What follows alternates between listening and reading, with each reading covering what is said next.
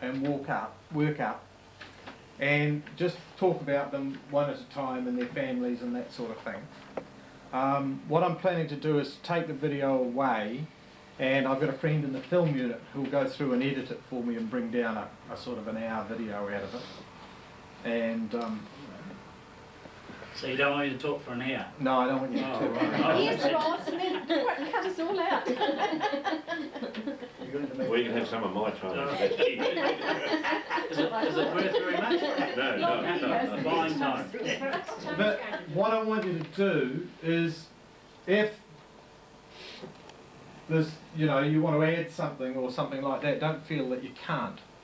The problem is we've got the windows and most are sitting over that side, so it's going to be a bit hard to get you on the Well, you video. can easily pull those curtains because I think you get enough light from there probably. We could certainly pull this end one anyhow along, would be good. No, I'd love that. What's the matter with you? You're so comfortable there. How did that affect the light? Mary's a lot younger No, than I that's am. good. Pardon? Mary's a lot younger than me.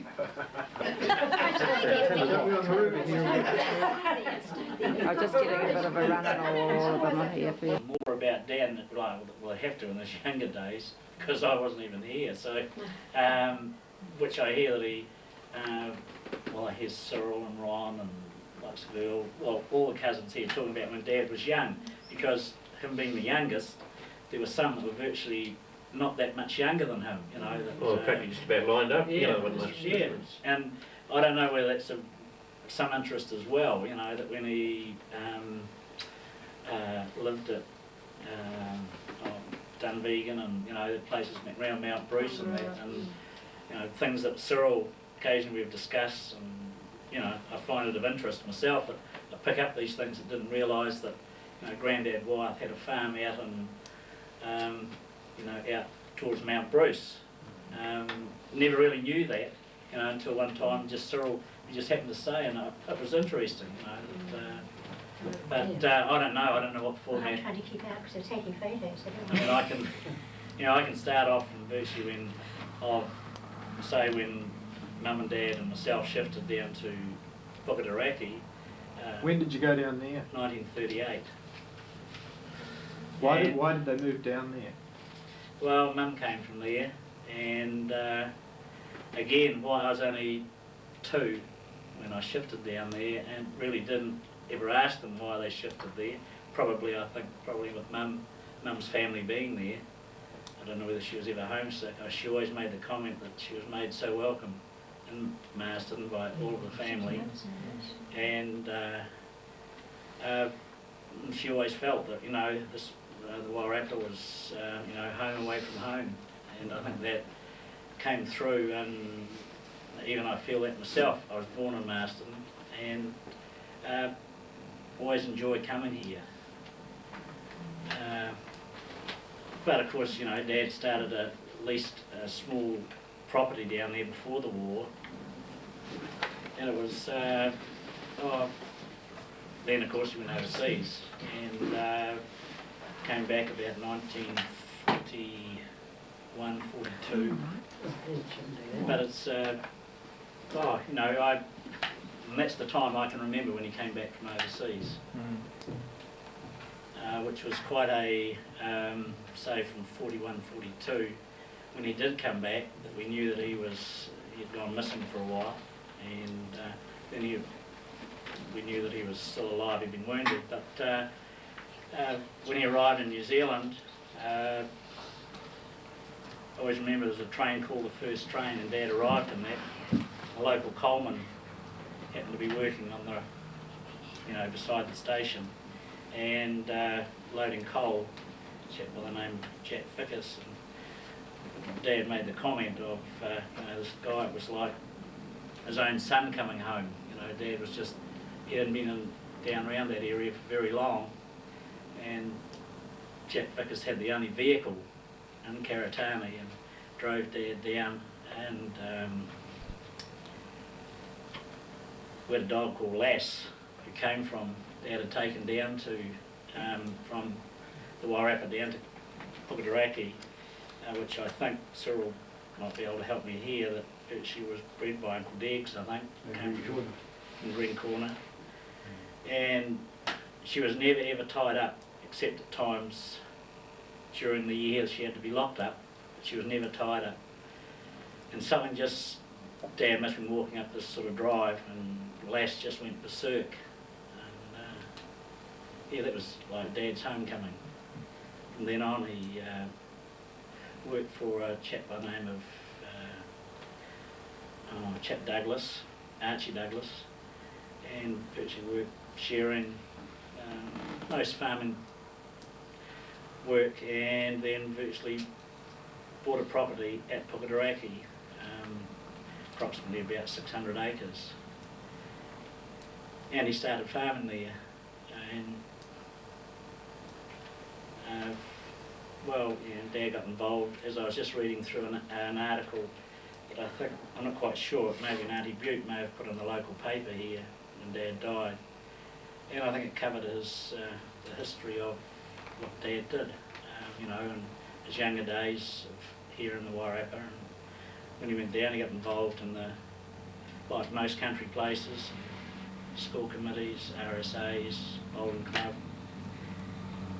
And of course he followed sport, all sports.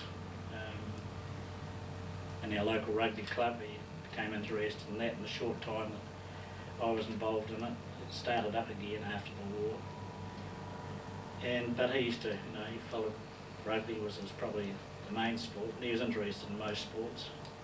And I think that sort of happened in his younger day too, reading that he played for a club that came second this year, I think, called Red Star. So, you know, Dad's life, he worked hard, and like I'm sure that all my relations have done. And we saw the result. He used to top the ewe sales at Palmerston with his cast ewes, and which were in demand. And I think it showed that when we looked, we've got a movie at home that was taken the day of the sale. It's been put on video, and you know, you got, I always can remember, you know, got great prices for his stock. And it was a mixed farm. Didn't carry, it wasn't never overstocked, because I can always remember the chap that bought it. You know, he moved it from about say 12 to 1500 ewes on the whole lot to about nearly 3,000. Yep. Soon found out there wasn't much grass left. So of course Mum came from, you know, from Next door practically. That's right, yes. Yeah. And it was, you know, her family came from there, and her family came from farming stock as well, mainly dairy, but her brother Grungy, he virtually went into mixed farming as well. I had my schooling at Karatani Primary School, went to Targa Boys High. My last year at primary school, little brother came along. 14 years, I think there was a difference approximately, I think, between us. I suppose I shouldn't say little, because he's the taller one of the family. Doesn't need to be very tall though. So Roger, he went off to did his primary school the same place. Went to Targa Boys High School. I often wonder when he was going to finish. I thought he was going to be the caretaker there. He seemed to stay there so long. But you know, he's done well. He and his wife Chris, they live in Christchurch, two of the family. How am I going here? Am I? You're doing well. Talking too long. Okay, I'll get over the next pretty quickly.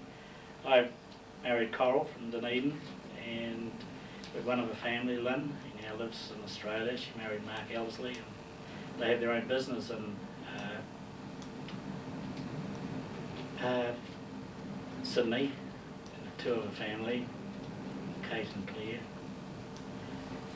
And Coral and I now live in Batoni. No doubt you're wanting to know more about what Dad did, and I can't really, you know, between his work and his interest in the RSA and the weekends, that was sort of his life. Visits to Dunedin, and he did enjoy his family coming from the Wyeth. I probably might be speaking out of school here, but the social side used to be pretty rugged at times, and yeah, stories that perhaps Cyril and Ron might be able to tell that, seeing they were slightly involved, and one I can mention, and okay, I don't think I'm doing anybody injustice here, but I went on a trip down to Macargill to see some other relations, some of yours, Tony, and it was Biddy and Warren came down with Cyril and Ron. Biddy and Warren stayed with Mum and I, and the way the men folk went, well, I don't know how long they were intended to go for, but it was quite a few days. And but yeah, the thing was that when our farm boundaried the Seacliff Needle Hospital, and the patient escaped, and he wasn't the best of people, and so the women folk got pretty scared, and Mum's brother, who lived down at Karatani, Uncle Viv, who came back here to Marston and lived here for some time, he was ringing up saying, oh, you know, you've got anything to defend yourself, you know, put it under the bed, you never know, someone might be knocking on the door. That made them worse. So to cut a long story short, this car comes up the drive. Well, the women folk were pretty annoyed with the men folk, say 2 or 3 days before, but I've never seen the men welcome so lovingly and come inside, very nice. But what they were going to do to these men folk when they got home 2 days before, the whole thing changed. And that's just one of the stories that. But both Mum and he and myself and Roger also latterly, did enjoy our Marston relations coming to see us. Really from not just around the Wairarapa, and I know Hamish was just saying where he and Heather called in to see Mum and Dad, that any relatives at all, they were most welcome, and we enjoyed having them. It took some years to get someone down there, and I think, I'm not 100% sure here, but I think the first that came down may have been Nola and Sid, that's years ago. I know they had a Vanguard vehicle, so you might perhaps Cyril know how long ago it was. I might be wrong here. Sometimes when you do these things, you start saying you are wrong, but that's what I can remember. And sort of that started the trek of relatives, and it was grand. I think I've just about finished all I can, talk about Dad and what he was involved in. Okay. Yeah, whether there's, the rest of the family knew Dad before, as I said, before I did, so. Mr. Cyril? Yes. What about, tell us a bit about Claire, and you know him? Well, that could go on for 2 hours, couldn't it, sir? Yeah, the first I actually remember of Uncle Claire was after my dad took over Rosebank from their grandfather, Thomas Wyeth, which was only freehold, it was the leasehold land, belonged to the McLeod family. About 220 acres there, and about 100 up top of the Mount Bruce one, wasn't it? 300 in that block. At Rosebank. Yeah, the top piece up opposite the readers is 300. 300 was it? It was only about 200 in Rosebank, wasn't it? Yeah, probably so, yeah. I could quite think that, yes. Yes, he took over that lease from the McLeods in about 1914. And I'd be quite young when Uncle Claire came out there to work on the farm with the dad, ploughman. And at that time he was riding a bike into town a weekend, and he also back for Monday morning for work, but sometimes he'd ride back for Monday afternoon on the bike. We just go squash football, so it must last a long time. Then he eventually come up with a little Triumph motorbike, a little 2-stroke motorbike, pop, pop, pop, pop thing. It was too rough to take it down the track to the house at Rosebank, so he built a little hut just inside the gate at Dunvegan. I remember that all right. Where he kept his bike, you know. kept his bike. Yeah. And, I remember that. anyhow, sometimes he arrives home on Sunday night. Sometimes he comes staggering down through the bush about 8 or 9 o'clock on Monday morning. The bike either broken down or he slipped on the way home or something like that. And anyhow, we left there in 1925 and the dad bought Green Corner. We shifted down on July the 20th, 1925 to Green Corner. And Uncle Claire used to come back and forwards and that sort of thing. And anyhow, in the early 1930s, it was only 1930 we went to, when did you go to Carotani? 1938. 38. Uncle worked on different places to come back out, stop weekends, out there sometimes, and work part-time with the dad. And then he went on to different places after he married Auntie Atta, had different various jobs around Marston here, you know, different Drove the bus in the Tongaroo. Pungaroo, before they were married, I think, when they was. Ah, yes, yeah, before that, because he worked at home. You remember when the big gale we had? That's right, Yeah. yes, He worked, and your Uncle Tom, Mutu, Oh, yes. he worked with him. Before that was That's when right. that was when your father and mother got engaged. I remember Dad coming out and saying, "Oh, Claire's going to get married." He got engaged to Atta. They're cutting wood out there for And they were lunch. cutting over there for several months after that big gale, cutting logs out and cutting wood. And he taught me how to use an axe, actually, Uncle Claire. We got on very well with him. He enjoyed using an axe himself, and he taught me how to use it. I wouldn't know what was the year of the big gale, 33 or 35? 33, 35. I know I was about 12 or 13 or something like that. And, but he was there for 6 months, I'd say, we were on that job there. Went after I married him in Marston and doing various jobs, that sort of thing. I wish he'd sort of tied up with him somehow or another. I don't know how we got to get tied up with him, but we'd sort of big dog trials or something on, and we were at the dog trials, and that when you home for all hours of the day, all hours of the night, sometimes the next day. that different. Could you blame Uncle Claire for it all? Pardon? Could you blame Uncle Claire for it all? I was easily led.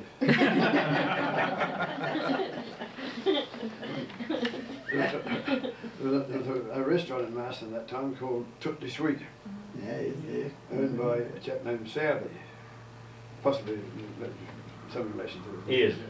Yes.